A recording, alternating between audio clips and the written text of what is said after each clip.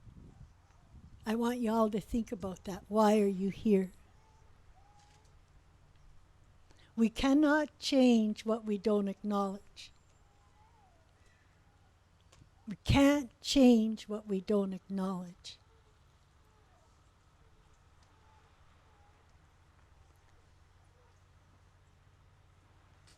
And for some, it's just healing. For some, it's prayer. But your intention is important.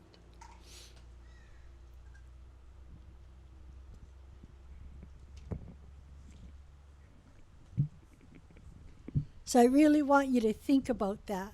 What is it that you need? What is it that you need? What is it that you need? And open yourself to that. Open yourself to that.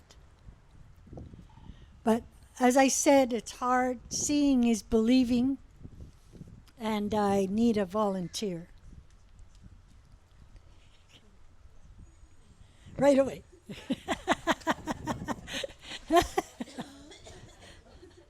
I'm going to get you to take your glasses off and your hat off and your jewelry off.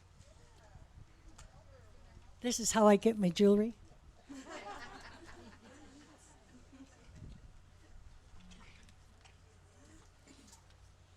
And this is a demonstration, right? I'm not looking for everything here. I just want everybody to see this. That's your sweater?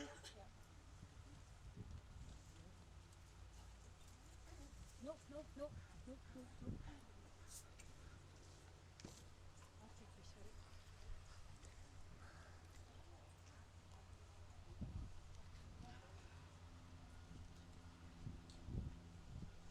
Is that west, right? Okay. East, west. I always get people to face the west. Right? Why? Because the sun comes up in the morning. And when the sun comes up in the morning, it's bringing that pure energy. You want to feel real good is to wake up at daybreak and greet the sun. Greet the daybreak. That energy that comes over is pure energy. And it will take negative energy if you pray and let it go. But I tell people, once it goes, don't call it back. Right? We get so used to feeling this hurt and fear and sorrow that when it does go away, we call it back. I'm saying don't call it back. Okay? These are rods. When they go like this, it's positive.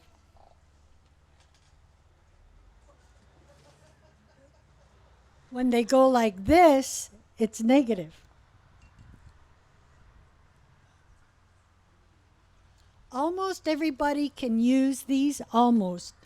But the fella that gave it to me, he said, I really want you to have them. They don't work for me.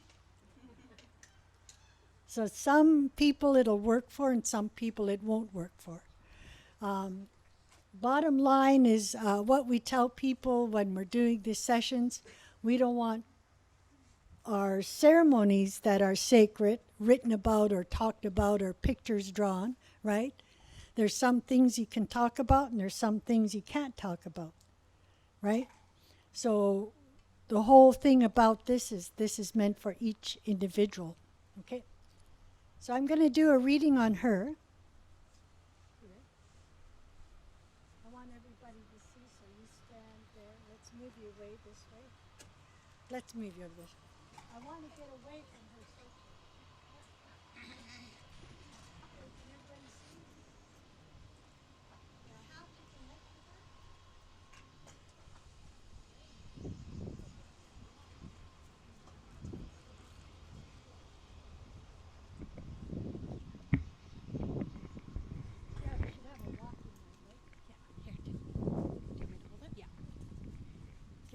I want to connect with her energy, her spirit. I can do it without anything, but I get other people to touch the person. What's your intention? Your intention is to connect with her energy. Then I'm going to do a reading. I'm going to do a reading with her eyes closed first, because your mind is powerful. Use it in a good way. So I'm going to close her eyes, so I'm taking away that ability to interfere, right? Then I'll do a reading with her eyes open, okay?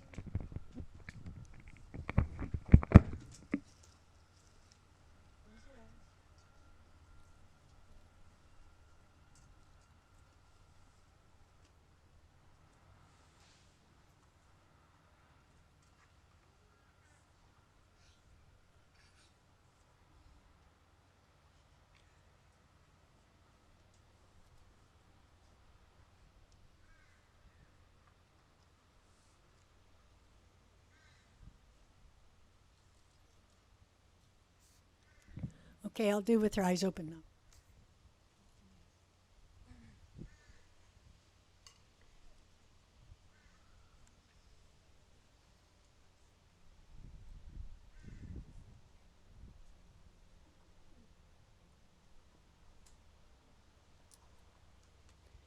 Okay, that was 3 different readings.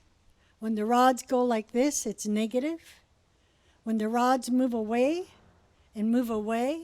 that tells me you lost your strength at least twice. And when I say that and I put my hand up, I can feel a negative energy, which is usually fear, deep-rooted hurt, sorrow, anger, right? And I'm not going to say much more, but the rods moved away from her twice like that. She lost her strength twice. Remember I said that when you move too fast, it takes a while for your energy to catch up to you. With trauma, your energy stays. And you physically walk away. So I'll get you to stand beside me. So if you were measuring spiritual energy, it should be way, way out here. But when you've had trauma, you kind of lose your strength. Lose your strength. Lose your strength. And when you're younger, it's okay, because you keep getting energy. But as you get older and doing less and not walking, not doing things that you do when you're younger, that impacts your health. So your energy comes in here, for everybody, comes in here through where your belly button area is. Energy goes through your body and out your hands and your feet. But if you lose your energy over time, your energy's not filtering like it should. And that's where illnesses come in. So the whole idea of losing your strength and losing your energy really does impact you. So just stay there for a sec.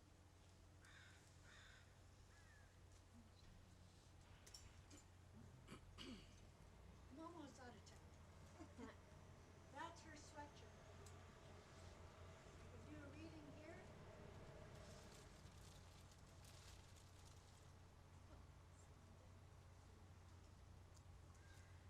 And I can go to Chilliwack. I could go to Vancouver. She could be on the island. If I have her sweatshirt, I can help her. That's how psychics find people. They connect with them, their energy, with an object, right? And that's why you're not supposed to leave your things laying around for people to pick up, especially if they don't like you. The story of Kokolitsa, the beating blankets, the husbands weren't going home with the salmon to feed their families. The women start beating their blankets. They knew they were in trouble. Okay? For this lady here, Antonia, can you put her on my list? Because I'll take care of her after this, or whenever. So I'm disconnecting from her, and I know we're solidly booked, and I know there's a waiting list. We really do want to take care of everybody as much as we can. We'll probably, my husband and I will make a commitment to do a few sessions this evening and tomorrow evening. And I'll certainly take care of this lady because she was a volunteer. Give her a hand.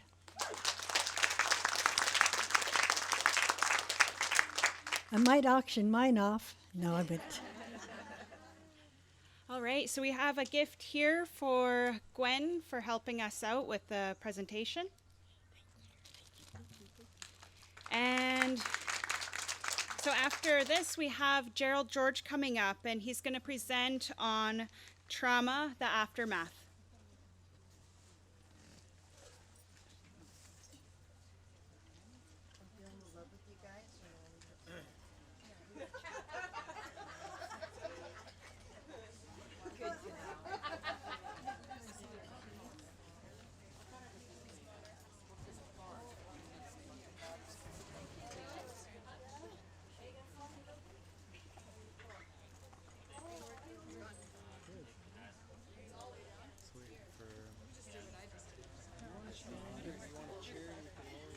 I'm probably going to need to have you put your camera here in a bit, just because I'm It's okay like that, Harold. Yeah.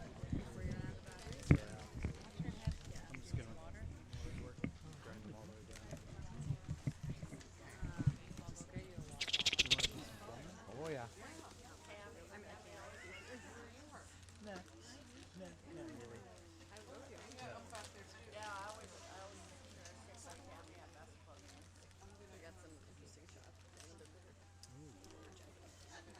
Oh, really?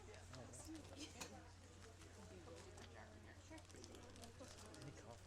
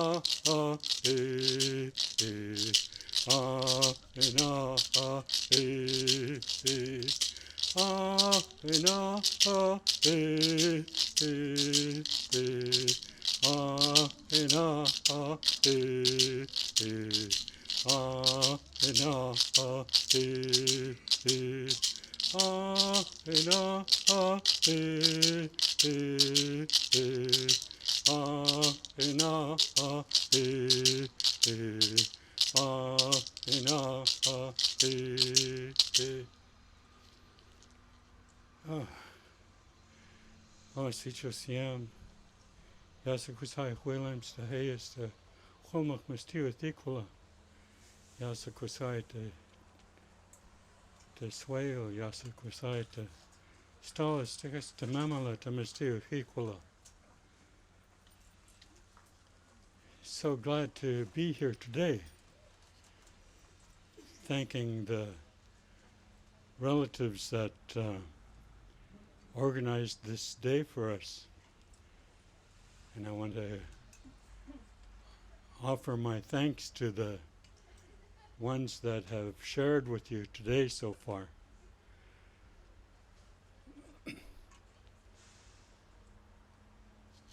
My dad was Albert George from the Squaw Reserve. His mother was Sophie Peters from Chehalis. Sophie's parents was Agnes Dick and Peter Williams from Montcurry. My dad's dad was Gabriel George. Gabriel's parents came from Yale. Martin George, Adeline Hilaire. My mother was Rosaline Point. She was the daughter of Ambrose Point and Mary Leon from Chehalis. My grandfather's parents was Johnny Point and Mary Richards from Musqueam. My grandfather's mother was Mary Leon. Mary Leon was the daughter of Johnny Leon and Seraphine Dick from Montcurry.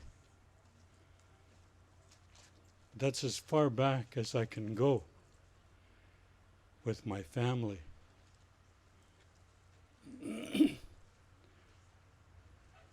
When I was 14, maybe 15 years old, my dad noticed that I was starting to look at girls.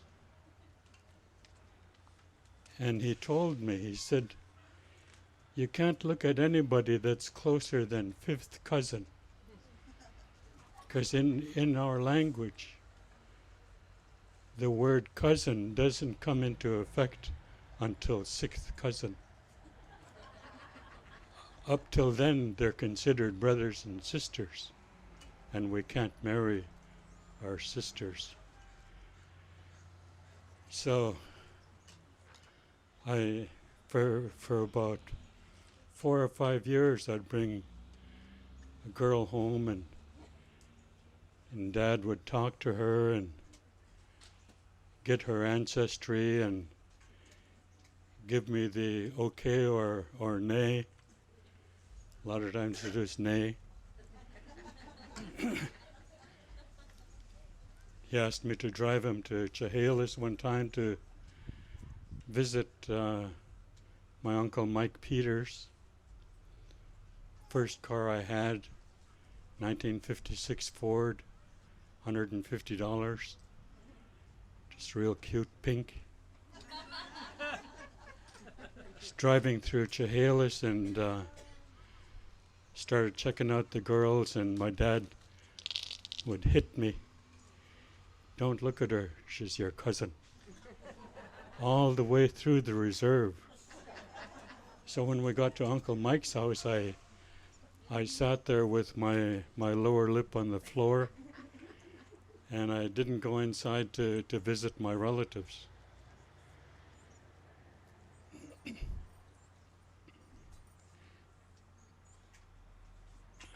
The fact that I'm with you today speaks to the strength of our people.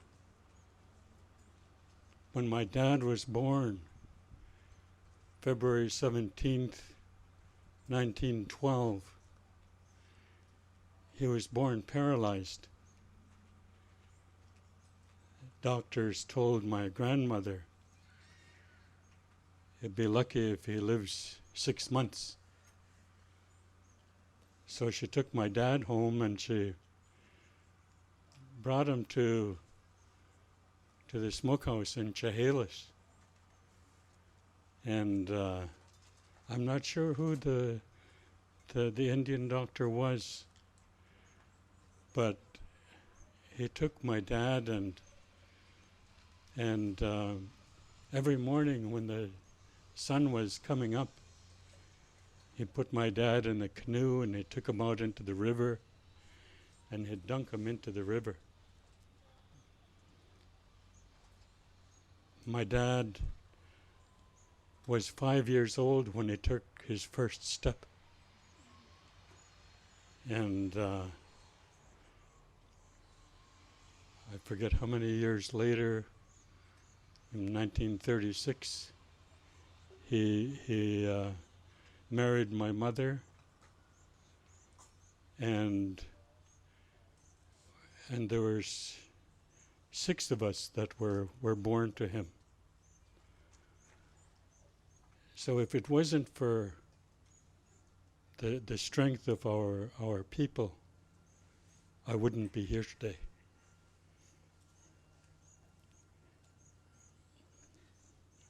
We have a history of trauma.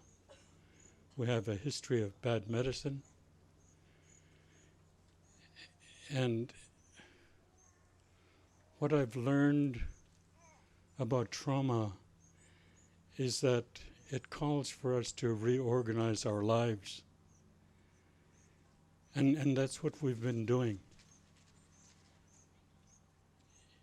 In 1975, I began my career in counseling at Fraser Valley College in Chilliwack.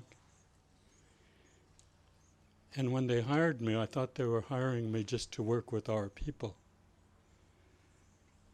But when they started bringing people into my office for counseling, there was all kinds of nationalities. White people, black people, Oriental, Asian. And I had a real struggle with that because there wasn't any of those people on my reserve when I was growing up. So I had to learn how to work with people from another culture.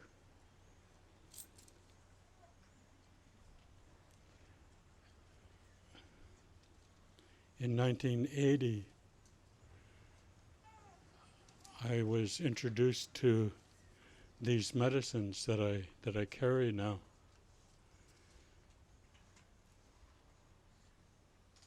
Up until that time, I was accustomed to using cedar boughs to cleanse myself spiritually.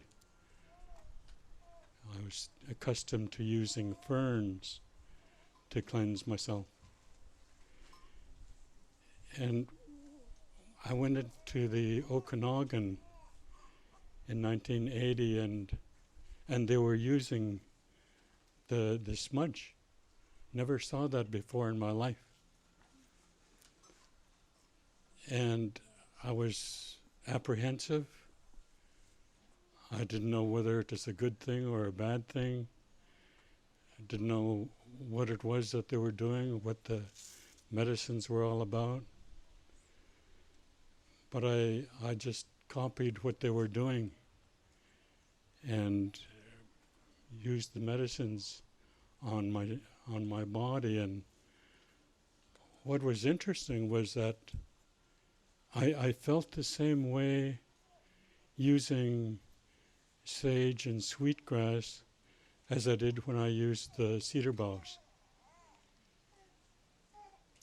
And that is when I started to get an inkling that, you know, the Creator looks after all of us, no matter where we come from, gives us things to take care of ourselves. And as I became more and more familiar with the medicines, I learned that sage was a really good medicine for clearing the mind. Sweetgrass was a really good medicine for the heart. Cedar was a good medicine for our honesty, truthfulness. And I found out that tobacco, there's a lot of things that we know. There's a lot of things that we don't know. And for the things that we don't know, the tobacco knows. So,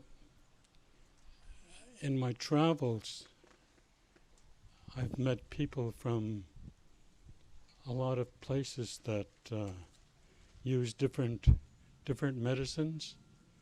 They have different songs, but they're all gifts from the Creator.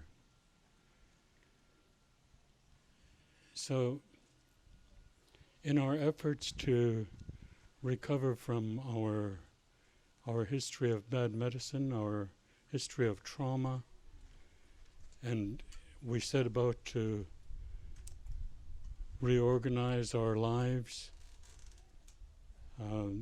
there's a lot of options available. I appreciate what my sister Gwen has shared, and I believe that what she has shared is really helpful to our efforts to grow, to heal, and to move forward. It's not an easy task, but it's a task that that we're faced with. I'm so glad to see all of you here, and I'm hoping that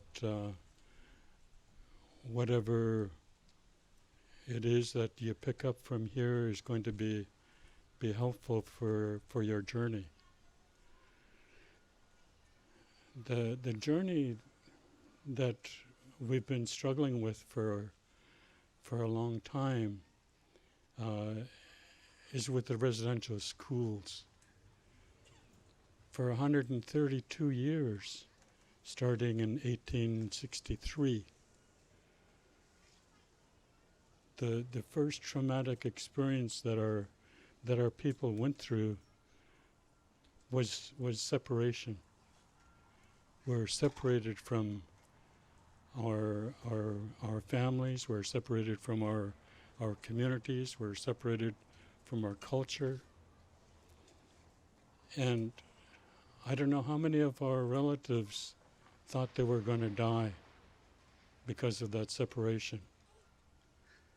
When I was in St. Mary's in Mission, I don't know how many boys that I heard crying in the middle of the night because we were lonesome.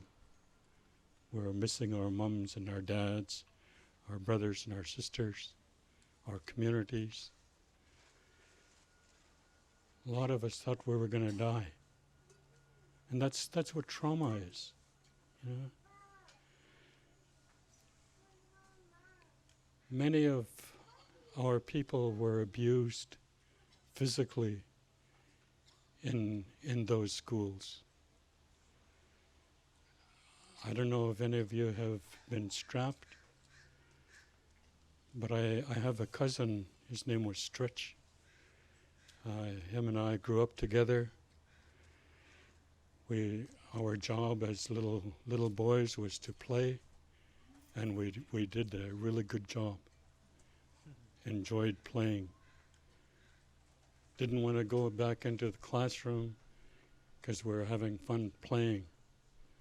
When they got us in there, we got introduced to the strap. And it really hurt. And my cousin Stretch was smaller than me. And when he first put his hand out, didn't know that it was going to hurt. But the first time that he was hit with a strap, I never heard anybody holler so loud. And they were going, the nun was going to bring the strap and hit him again, and he put his hand behind his back. They had to grab his hand, and because we were given 10 straps, eh?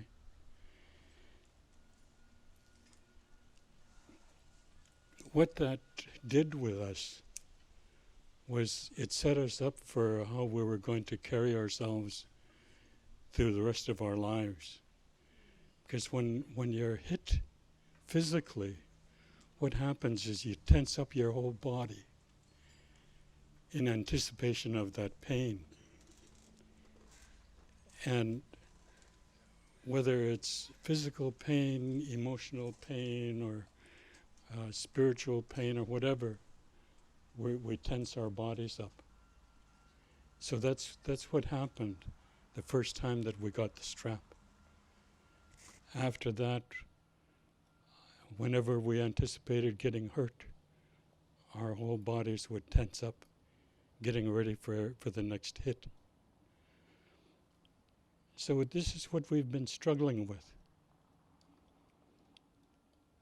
When I think about the 10 years that I worked with residential school survivors,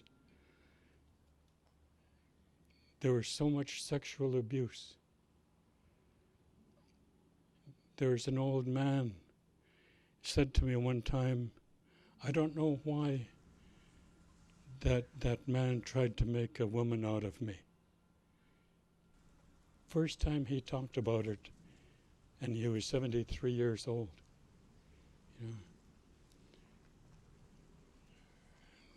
The shame of sexual abuse stays with our people for such a long time. Recovering from that experience takes a lot of work. What happens is the shame that we feel a lot of times makes us unwilling to talk about the things that we have to talk about, to look at the things that we need to look at.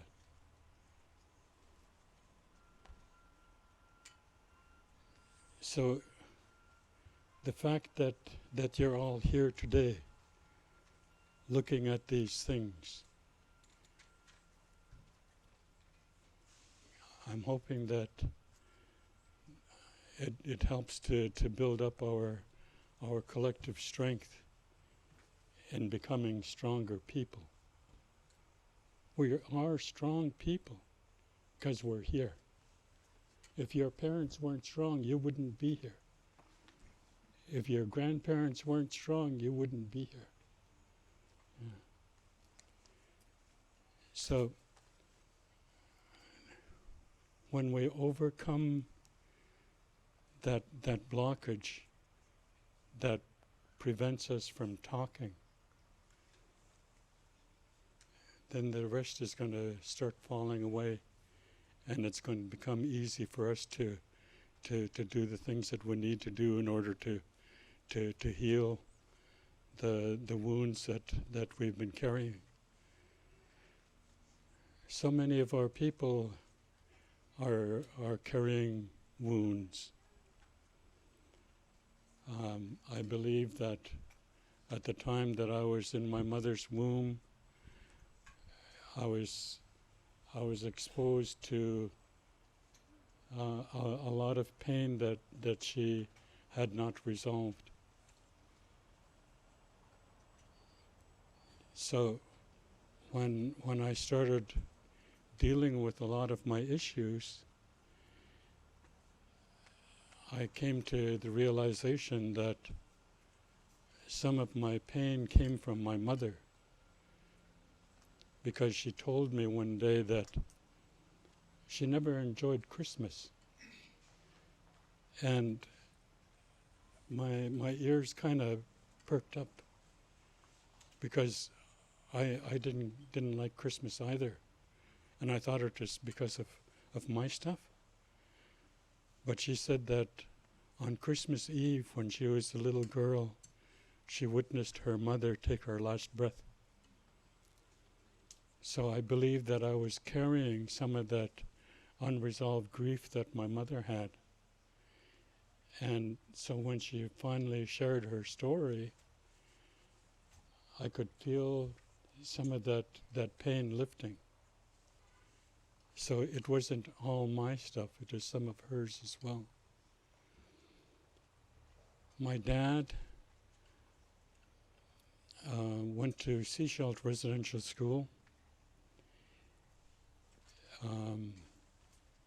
I heard from some of my relatives that it was a physically abusive environment that they grew up in, but my dad never talked about it. But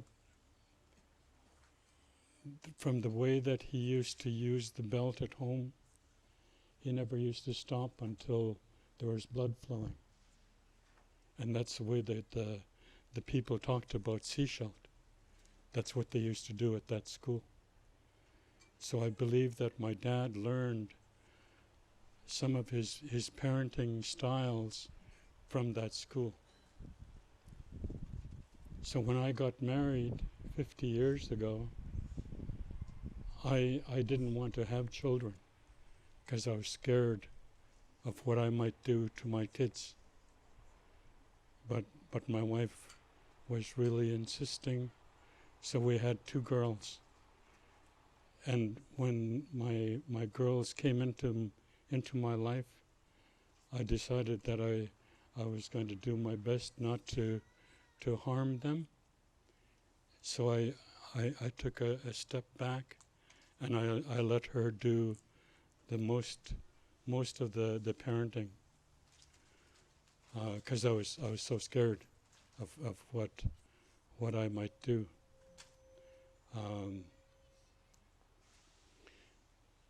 So in my efforts to reorganize my life, when I started looking at the trauma piece, the things that I went through in my life, and I didn't want to pass that on to my kids, it took a lot of work. Gwen talked about our traditional way of life. I've been a dancer for a lot of years. I got introduced to the sweat lodge. When she talked about fasting, my fast that I went to in relation to sweat lodge work was up at Alkali Lake. I spent a lot of time with the Eskedem people, and I found that the sweats is a really good way of establishing and maintaining a connection to the Creator.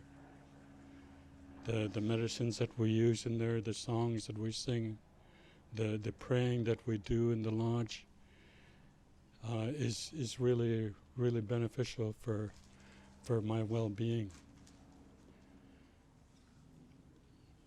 So where we're at right now is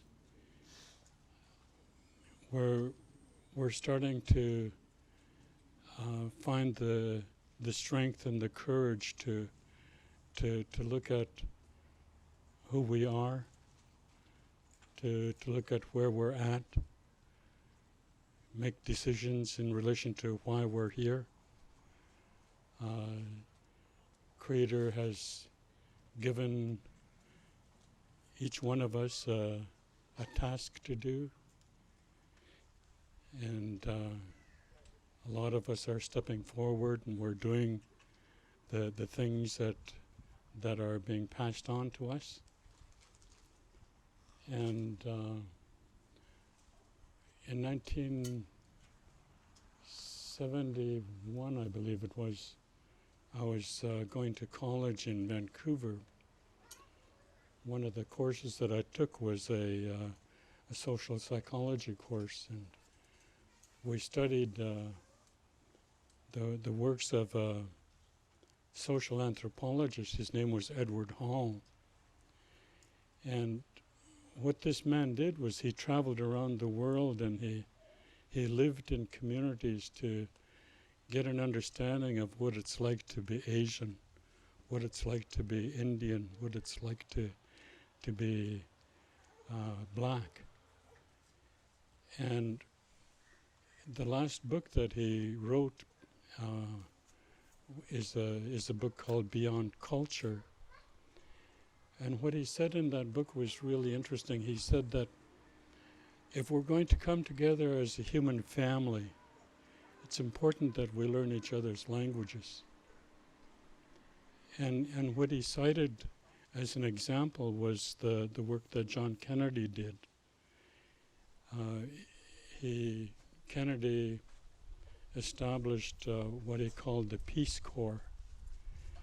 And this Peace Corps went into different countries, third world countries, to help them with their living conditions. Well, they went into one African community, and they decided that what this community needed was more water. So they started digging a lot of wells. the African community was really upset because this isn't what they wanted. And the Peace Corps got into trouble because of what they did. So when Edward Hall talked about the importance of language, I'm not sure how many languages are spoken. There's a lot of different languages. So I don't know how possible it is for us to learn the languages of the ones that are spoken in today's world. But what I do see happening, and I find it really interesting, is that today's society somehow have picked up on one of our traditions. When I was growing up, I remember going to dinners in our community hall whenever somebody passed away. And one of the traditions that we've had is that we take care of ourselves. And I have witnessed countless numbers of times our people taking out whatever they could, offering it as a hanky to the family that was grieving. And I started to see that happening in other communities, non-native communities. And when that hockey team was going through their turmoil, I think it was last year. Was it last year? The Humboldt hockey team. They I don't know how many millions of dollars that they collected, and that really touched me. The compassion that our people have seems to be adopted or shared with the rest of the country. So I'm starting to see a lot of good things happening. And in relation to the work that we're facing with trauma, there's a lot of options that are available to us now. I have a cousin that's a sun dancer, and his path to the Creator comes through his time in the Sundance. I have a cousin that's a shaker. His path to the Creator, is made through the shaker faith.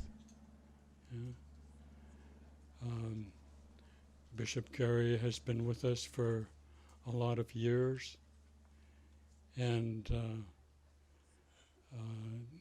the Catholic Church is another option that's available to us. So there's a lot of things, our longhouse, sweat lodge. What's important is that we find a process that works for us. We need to heal those parts of us that was wounded. We need to develop a better understanding of how it is that we got to where we're at right now. And we need to work on developing new skills. And I see a lot of that happening today. And I want to thank all of you for being here. I don't know how many minutes I've got. Bishop Gary was talking about a hook. I don't know. I don't see one. But I want to share with you that I'm a talkaholic. I belong to a 12-step program that's called Al-Anon and on and on and on. It usually takes me a good half an hour just to introduce myself, but I've been controlling myself a little bit, and so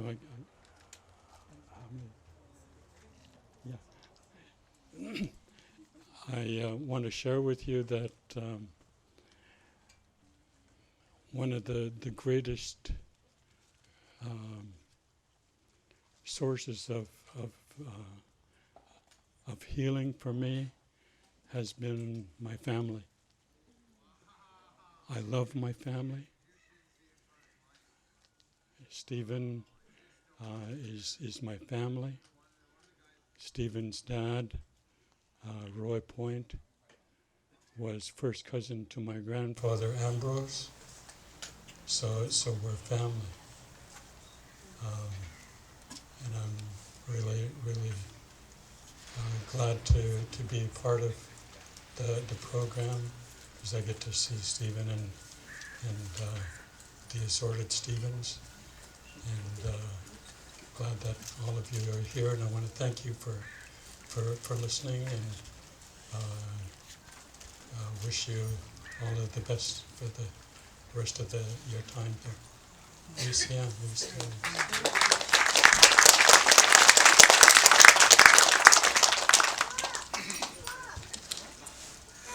Gerald, we have a little gift for you here, just for thanking you for sharing with us. I was just wanting to spend a few moments. We wanted to allow people to engage with the speakers as well.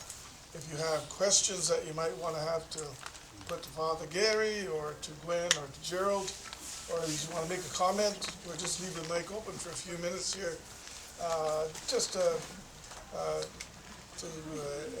engage with you for a few minutes. It's 3 o'clock, so we only have a couple hours for this part. Yes, way in the back, my good friend, Rosemary. I'll come up there. Okay, she's running up here. Look at her. She's just running. I have to go Take it between easy people. now, Rose. Here, come out. She's my old friend. Old. I'm not that old. Oh, no. Wait, now she's going to hit me when I get up. She gets up here. Oh, here's the microphone. I just want to thank you, Stephen, for sharing with us your stories of your trauma and your grief. And I wanted to talk a minute about what I've been through this year. And to me, a gathering like this, I wish sometimes we could have more of these so we could share. And when you were talking, it really helped me. I'll quickly tell you what's happened. In September, I was in a bad accident. They thought I was going to die. They called my family, said I wouldn't live the night. Well, I made it. And then my husband passed away in February. My daughter just passed away about a month ago. And so I've been dealing with the grief. What I was finding out was that I was depressed. And I kept thinking, why am I depressed? But a friend explained it to me and said, it's the grief. It's the grief that's pulling you down. And sometimes we don't have some place to go to talk about it, you know, and I desperately need to talk about it, to understand what I'm going through, to understand some of the moods I'm having, because they're not me. I'm like Gerald, I like to talk, but for a while I was shutting myself in. I wouldn't answer the phone. I didn't want to talk to anybody. Somewhere, I'm hoping through this, we can somehow have some kind of group, because right now there is nothing. I tried to get into the hospice group. There's a waiting list. Can you believe? 6 next week. And I think, no. So I'm hoping, Stephen, that somewhere in this we can have some kind of place where people, like all of us here that meet, get a chance to talk. So thank you for holding this, and thank you for sharing, and thank you for, thank you. Thank you. Do you want to respond to that, Cheryl? Grief and depression, goes hand in hand, doesn't it? Oh, Dr. Lee Brown's here? Good, he's here as well if you have a question for him. I know that a lot of the Stalo people, a lot of the Lummi people, and a lot of the people on the different reservations, we're putting away too many of our loved ones. We're putting away too many young people. And it seems like we can't seem to stop that flow. It seems to be just happening all over the place. And it leaves families in this kind of confusion and too much grief. And what I know is that if there's something troubling you, something troubling your mind, you have to talk about it. You have to speak about it. Something troubling your heart, you have to pray for that. And if there's something bothering your body, well, you've got to find the right medicine, right? So, anyway, does anybody want to respond to that? Oh, she was talking about that. She just went through a few losses, just recently. And she just discovered what I just found out. I'm actually in depression. A lot of people aren't aware of it. They don't know the signs. They don't know what they're going through, and they don't know who to talk to, right? Yeah, it's a very serious, when you lose loved ones, and I went through that myself. I lost 2 of my children in 6 months, 25 years ago. And it's something I want to tell a story because one of the elders,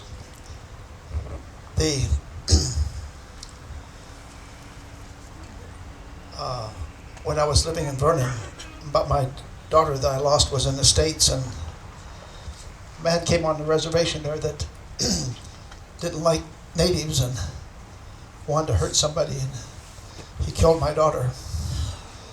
And he was sentenced to 46 months, parole in 35. And he wasn't upset about having done it either.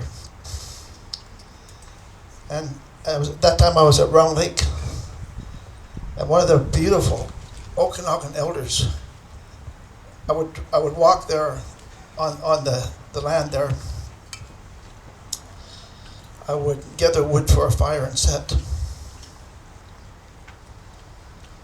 And one of the Okanagan elders came and sat with me. He sat with me all day. He didn't say anything. But it was good that he sat down and we needed to go. And he said, Lee, he said, I'm going to tell you something that's going to make you mad. Don't punch me. I said, well, what do you want to say? He said, the joy will come back.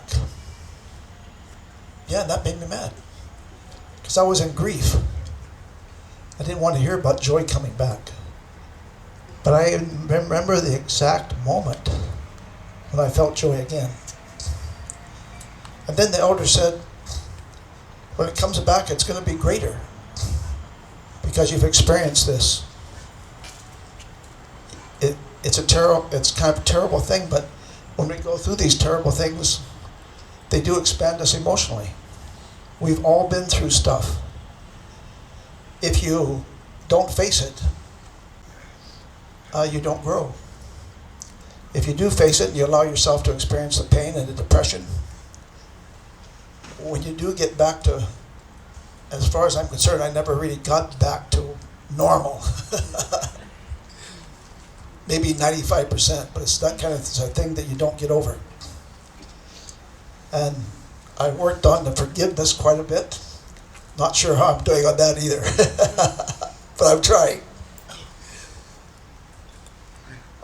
My uncle I mentioned earlier said never make a prayer that you don't mean, and at the day of the sentencing I tried to make a prayer for the young man, but I reached the limit of my spiritual boundary. I couldn't do it with a real sincere heart. And so I didn't. So, you know, we go through these things and it's life and we grow. And now I'll tell you a little kind of funny side of it. I was depressed and I went to a doctor. He said, well, you're depressed.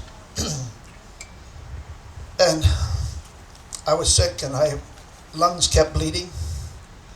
And I went to the doctor and I said, do you have anything for grief? He said, you don't have grief, you have bleeding pneumonia. I said, no, I don't, I have grief. He said, you're sick, you got a cold, you got pneumonia. I said, but that's not what's causing it. He said, well, what do you think is causing it? And I told him what happened. He said, I'll give you something for depression. So he gave me an antibiotic and something for depression. 2 weeks later, I went back and I said, you know that medication you gave me for depression? I think it's making my hair fall out. Oh yeah, he says, that's a side effect. I said, you know, I think it's kind of knocked off my sex drive. He said, yeah, that's another side effect. I said, man, you think I was depressed 2 weeks ago? I quit taking that stuff, I felt a lot better. But I don't mean to make a joke out of the fact that the things that have been mentioned by all the speakers here today, the grief, the anger, the fear that we have been carrying, and sometimes we are caring for our parents and grandparents and great-grandparents. I agree with what Gwen said. It's time to release that. It's time to heal that. Let it go. It's not easy. Healing is hard work. Sometimes there's miracles. I've seen a few, actually. And when that happens, it's great. But most of the time, it's hard work. It's just hard work. We have to keep working on ourselves. I'm working on myself. I'm trying not to be angry. I'm trying not to be afraid. I'm trying not to be full of fear as much as I used to be. And is that helpful at all? Yeah.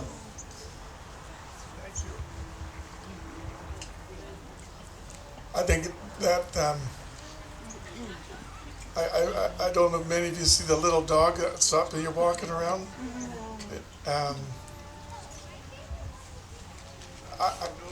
When we're walking around the little dog, a little puppy, people that are in pain are drawn to that dog, and they want to hold that dog, and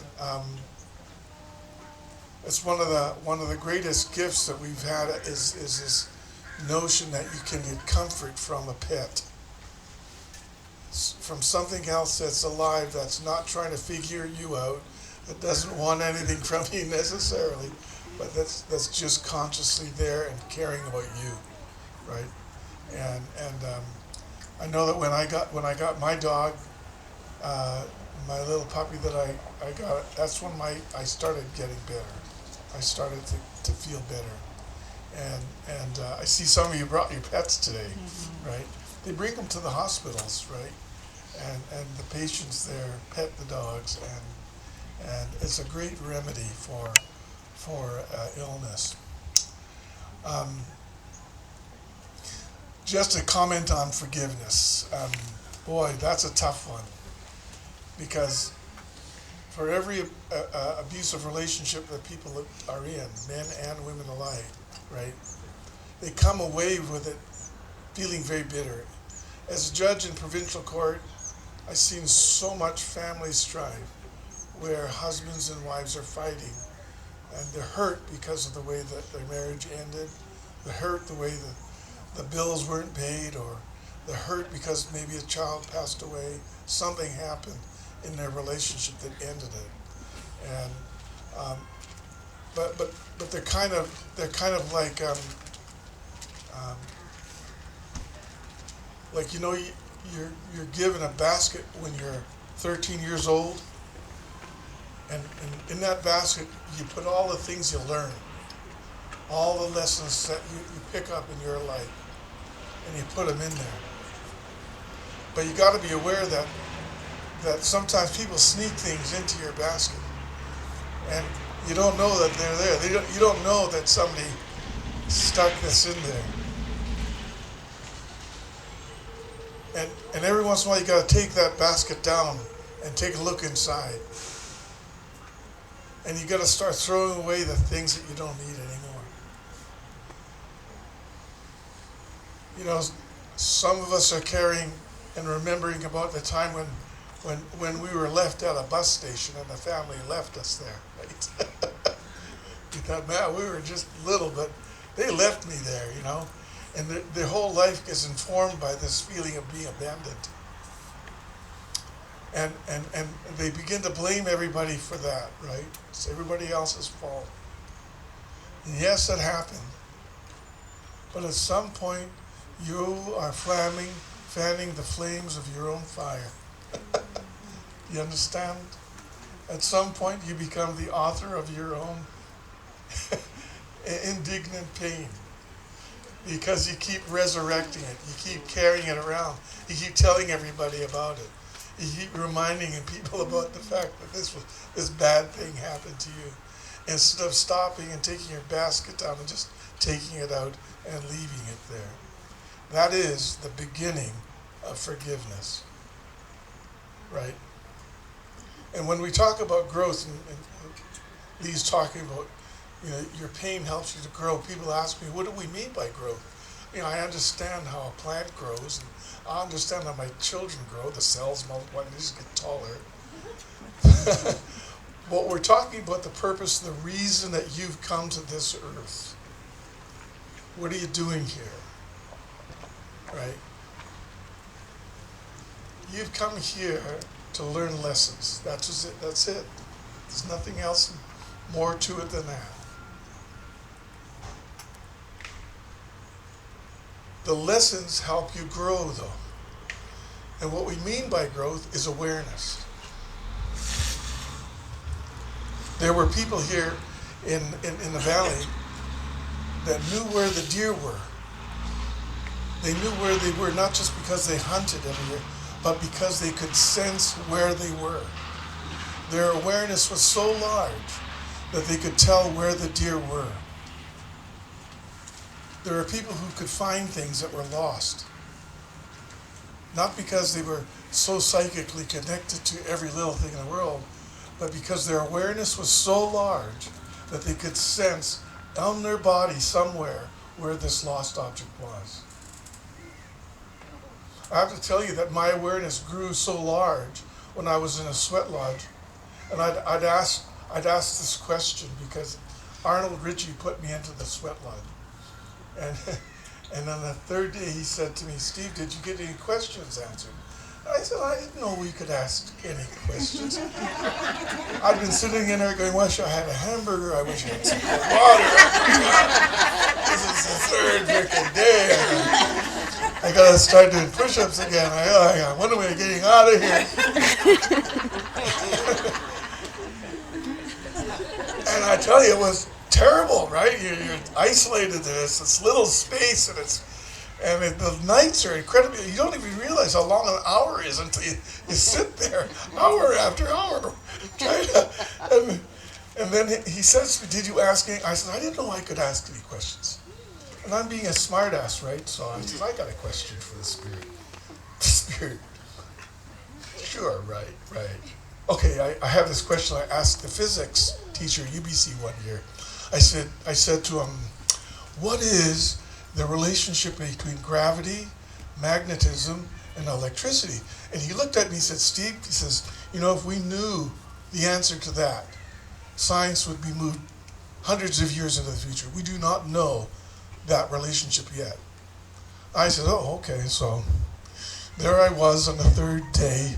Arnold just left. I said, oh, I got a beauty question for the Spirit.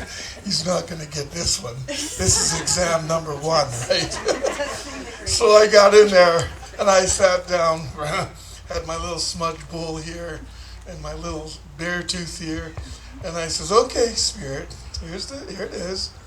What is the relationship between electricity and magnetism and gravity? And just like that, bang, I was gone.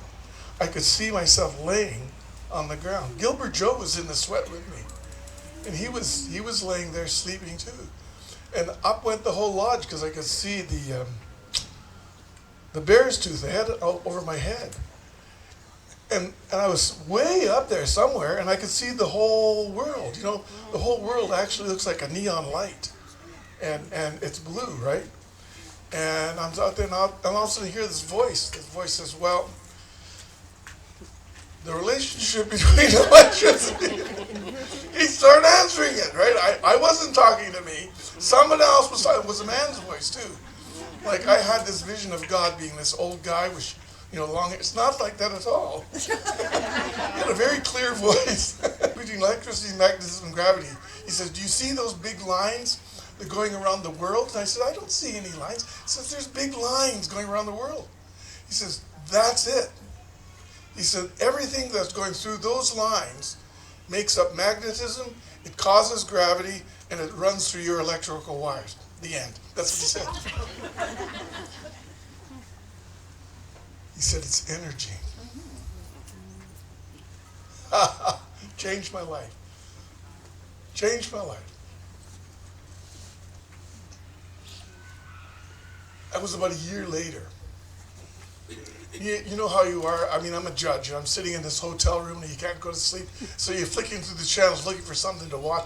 And they're selling like toothbrushes that move up and down, and they're selling like all kinds of stuff and gold rings, things like that, and perfume that smells forever. But these are these info for commercials, right? That drive you crazy, but you're watching them anyway. There's nothing else on, right? Well, okay, let's watch that. That's fine. Anyway, and then the weird shows would come on about 4 o'clock, right? And the guy starts talking about all the strange places on Earth that are connected by what's called ley lines. And I go, what? Ley lines? He says, yeah, there are lines that run around the world. They're called ley lines. And they're caused by the electromagnetic energy that the Earth has. Nobody can see them, but they're there, right? And I go, oh, that's what he was talking about. I was still thinking about what these lines were, right? And they said that the Chinese will go out with these rods. What are they called? Witchy rods to find water. But they will go out to find where these things cross. Because where they cross, they don't want to build a house there. Why? Because there's too much spiritual activity. Okay? And a lot of the houses, I don't know how many houses Gwen and I have worked in different reservations where people are saying, there's spirits in my house, there's people talking in here, they're walking. I says, where did you build it? I don't know. No one's going out to sort of look at the area and see whether they should build there or not anymore, right? But these lines actually exist, and the spirit up there is real, right? The spirit answered my question. I didn't think he was going to answer. There's something there.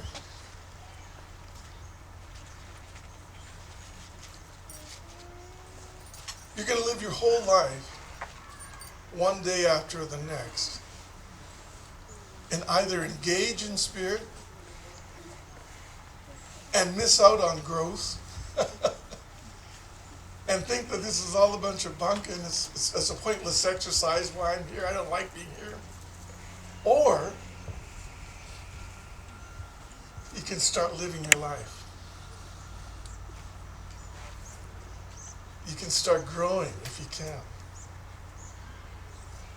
What are some of the lessons that you learn?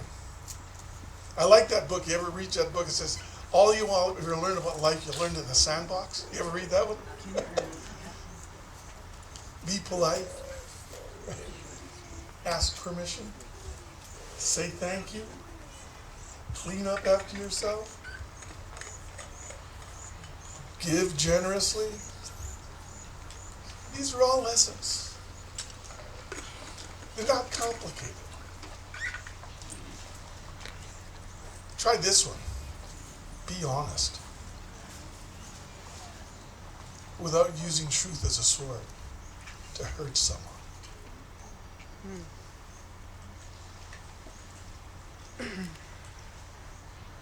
I think the lessons that we're presenting, right,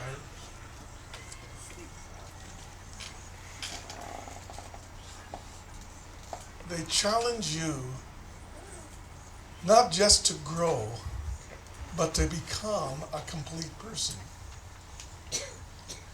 Body, mind, and spirit.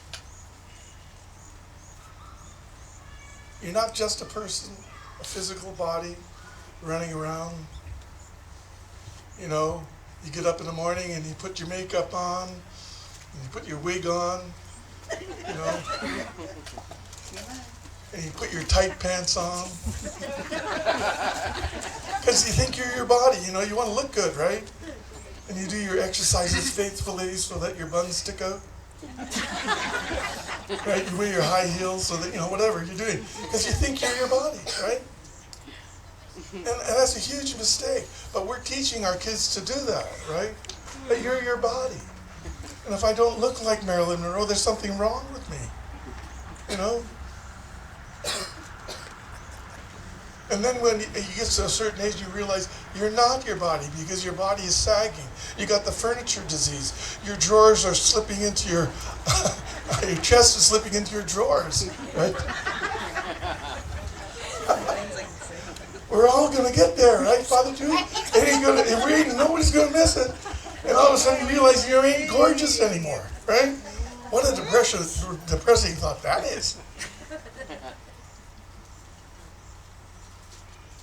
Some people go back to university. I think I'll get my mind. I'll be my mind. I'll be smart, right? That's how I'm going to contribute. Then they realize they can't compete with the Chinese kids doing math. That's what I found out.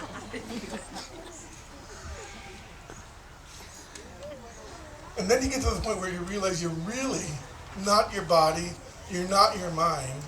What you are is a spirit having this physical experience called your body.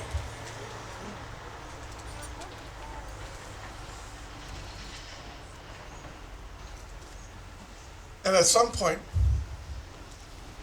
you get to the point where I see my sister-in-law when she was just dying. She was hours away from death. And I wish, Gwen and I were saying we should have recorded everything she said because what she was saying was amazing. The insight that she gleaned through her life was beginning to download from her mind, and she was beginning to share these amazing insights. And she could see her mom and dad. She could see the spirit in the room.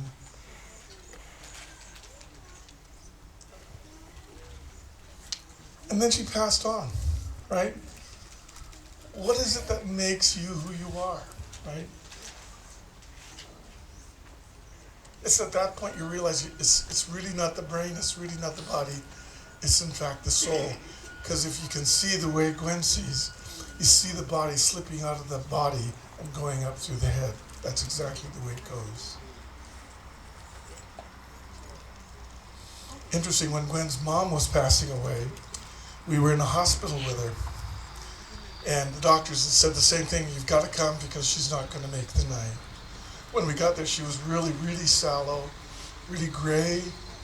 She was vacant. There wasn't really anybody there. That's when I got in the car and I said to Danny Charlie, who was with us, I said, Danny, we better go find Isidore Tom. I didn't know where Isidore Tom was. I didn't know where he lived. All I knew was that he was in Lummi somewhere. So we got in the car and we drove all the way down there. There was a little boy standing on the side of the road, and I said to him, do you know where Isidore Tom lives? He says, oh, well, sure, like I was an idiot. He says, everybody knows that.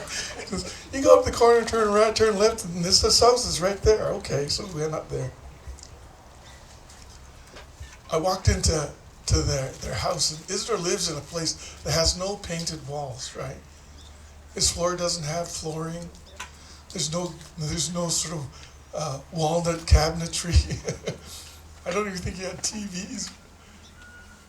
This is the guy that lived his whole life in spirit. Him and Jackie, his wife. And he was sitting there with his shoes on and his jacket on, and he got up and he says, oh, it's you, Steve, let's go. And I looked at Jackie, she says, he's been waiting for you for 30 minutes. He had no phone. There was no way for me to get in touch with him, but he knew I was coming, and he'd been waiting. That is awareness.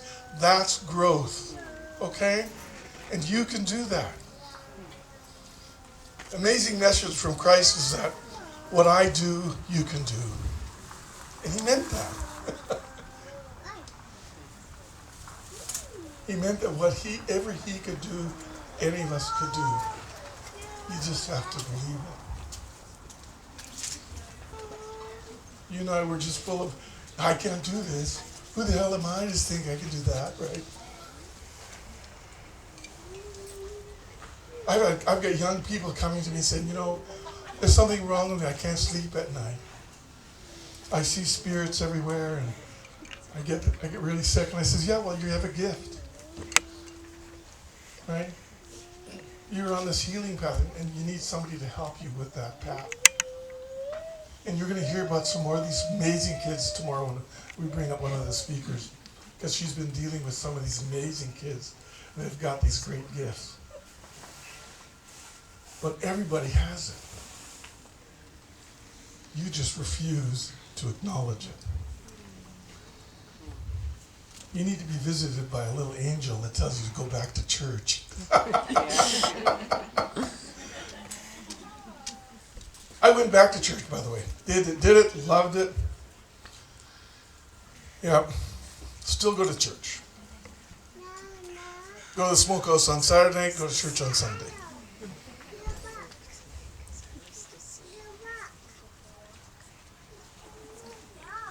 I like that line in what's that movie called?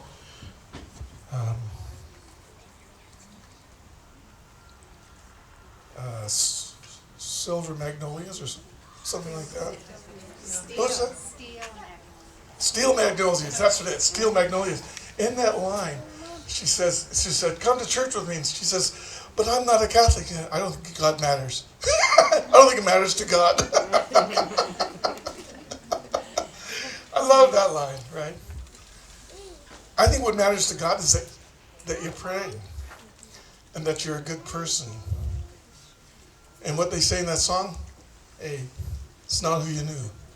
It's not what you did. How you lived it. That's an amazing message. We're going to have supper here at about 5 o'clock, right? 4 o'clock? 5 o'clock. 3 o'clock? 5. Oh, what time is it now? 3:30. But we have some question things that people are filling out questionnaires. I don't know if you want I'm told that if you have questionnaires to fill out, what are the questionnaires for? Is this an evaluation sheet? Feedback forms. What is it? Feedback forms. They might be. I think if you have a question that you want to write out and send it up, maybe. That's right. As far as I know, there are questionnaires? No. Okay, I think we had a mixed message passed between a couple people. One thing we wanted to make sure that we do in these sessions, though, is engage with you as participants at the conference. So at any time, if you do have questions about something you heard, or, oh, there goes Cora. She is my dog. She's really bad. No, she's cute. If you have anything that comes up for you that you really would like to bring to the group, a question about something you heard, or something you need clarification on, or just some of the really amazing comments and feedback, now would be the time, I think, to do that for any of the speakers, perhaps, and we can open it up in that way. Okay, tonight we're supposed to have 2 healing sessions going, one with Gwen and one with myself after dinner, right? There's 11 spots opened up for tonight. So we know people were really sort of, okay, they didn't get a spot. So we have this long wait list. And Dad and Mom have both opened up, and Auntie Wendy have all opened up slots for tonight, made themselves available for tonight. What we need to know is if you're on the wait list, we need to know if you're even going to be here tonight. So if you know you're on the wait list, please go to registration so we can slot you in. Salish is also going to come early tomorrow. If you want a spot specifically with her, she's opened up more spots, and we really want to accommodate everybody on the wait list. That was it, right? Okay. Okay, so we're still at the point, if you have any questions or comments. Does anybody have, while Dr. Lee Brown is here, while Dr. Gerald George is here? Anybody? What's that? You want a 5-minute break? Let's do that. 5 minutes, go to the washroom, then we'll come back. Oh, yeah, we'll take a 5-minute break. Maybe. Okay, then we'll come back to your questions and comments or swimming, whatever. No, that's okay. I've got to go way back. Oh my God!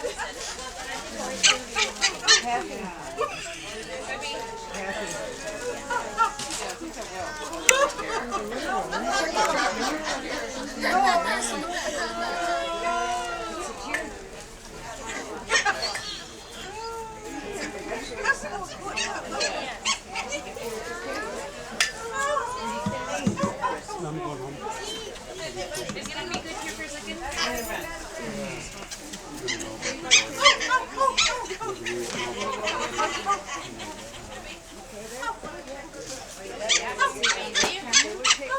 How many dogs is that? Dash Hound. Oh, I have a Dash Hound. Yeah, I got her from Oh, is that right? Yeah, but all the other dogs are big. Like the brother is like this big. And Oh. she's so tiny. Yeah. I like the runts. Yeah.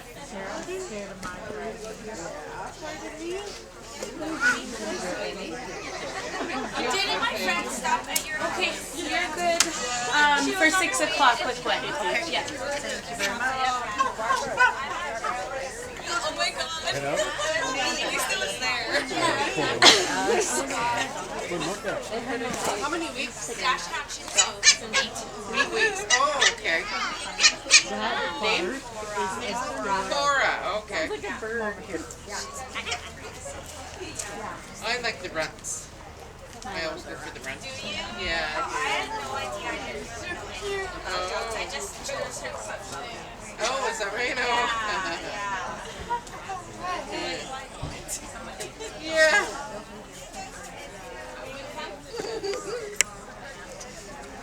I love her coloring. Me too. That's my fave. Yeah. I think so. She does that. Yeah, I think we're gonna go soon. Okay. Filming this puppy It's lulled instantly. Yeah. Fever, ensconced in leather. Are you good, or did you want to look at any more? Oh, I'm just filming this. Oh, you are? But if you see Selena at yeah. Oh, that's Thank you. Yeah, it is.